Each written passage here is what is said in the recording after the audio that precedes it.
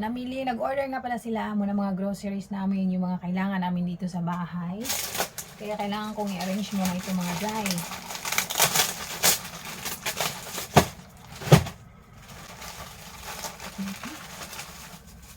Isa-isahin ko na lang siya kasi para mag-cash siya dito.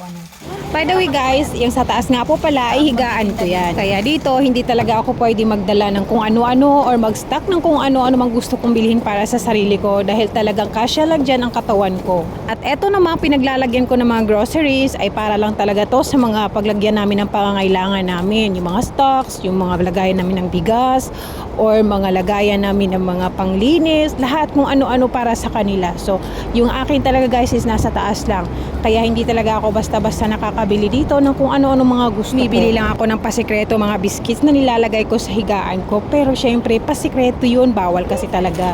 At yan nga yung mga in-order ni Amo online. So, nireceive ko lang yan kanina, kaya naman inayos ko. Opportunity ko na din pala na i-video ito dahil kailangan kasi talaga na i-video ko lahat ng mga nare-receive namin dito. So, content ko na rin ito, di ba? Kaya lang at isa-isa ko nga binuksan para maipakita ko na din kay Amo yung mga video o kaya yung pinicturan ko. At naka-timelapse nga pala tayo para mabilis matapos tong video.